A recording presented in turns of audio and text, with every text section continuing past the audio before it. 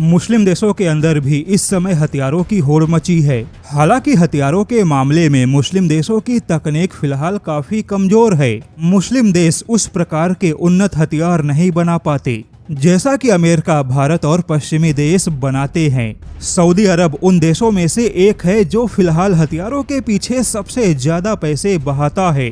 लेकिन सऊदी फिलहाल पारंपरिक तौर पे अमेरिकी हथियारों का सबसे बड़ा ग्राहक है। लेकिन फिर भी इसी सऊदी अरब ने 2017 में रूस का थर्मोबैरिक रॉकेट लॉन्चर सिस्टम खरीदा। हालांकि फिर अमेरिकी दबाव में सऊदी अरब ने रूसी थर्मोबैरिक रॉकेट के उत्पादन और तैनाती से परहेज किया। लेकिन फिर इसी सऊदी अरब ने साउथ कोरिया से K239 जैसा मल्टीपल रॉकेट लॉन्चर सिस्टम खरीदा। लेकिन सऊदी की सेना साउथ कोरिया के हथियारों से खुश नहीं है। उसके बाद सऊदी अरब ने अमेरिका से पूरे 2000 प्रिसीजन किल वेपन सिस्टम खरीदा। लेकिन आपको जानकर आश्चर्य होगा कि सऊदी अरब को बैलिस्टिक मिसाइल चाहिए और बैलिस्टिक मिसाइलों के लिए सऊदी अरब पहुंचा सीधे चाइना के पास में। और आज के तारीख में सऊदी के बैलिस्टिक मिसाइल परियोजना में चीन का बहुत बड़ा योगदान है।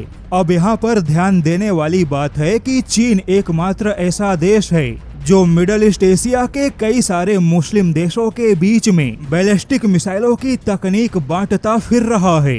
पहले तो चीन ने ईरान को बैलिस्टिक मिसाइल बनाने में योगदान दिया और अब सऊदी अरब जैसे देश को भी बैलिस्टिक मिसाइलों के क्षेत्र में चीन का योगदान मिल रहा है। लेकिन अब इसी बीच खुलासा हुआ कि सऊदी अरब की सेना को भारत का पिनाका रॉकेट लॉन्चर बहुत ही ज्यादा पसंद आ गया। हालांकि सऊदी अरब के पास में चीन के अलावा पश्चिमी देशों के रॉकेट सिस्टम का भी विकल्प खुला है। किंतु मिडल ईस्ट के थिंक टैंकों के कुछ रिपोर्ट की माने तो रॉकेट लॉन्चर के मामले में भारत का पिनाका सऊदी अरब की सेना की पहली पसंद बन चुका है। अगर बीच में अमेरिका ने कोई दबाव नहीं बनाया तो सऊदी अरब बहुत बड़े पैमाने पे भारत के पिनाका जैसे रॉकेट लॉन्चर सिस्टम की खरीदारी कर सकता है। यानी कि सऊदी अरब भी चुन चुन कर सभी देशों के अच्छे गुणवत्ता वाले हथियारों की खरीदारी कर रहा है। हालांकि यह काफी चौंकाने वाली बात है कि जो चीन फिलहाल सऊदी अरब को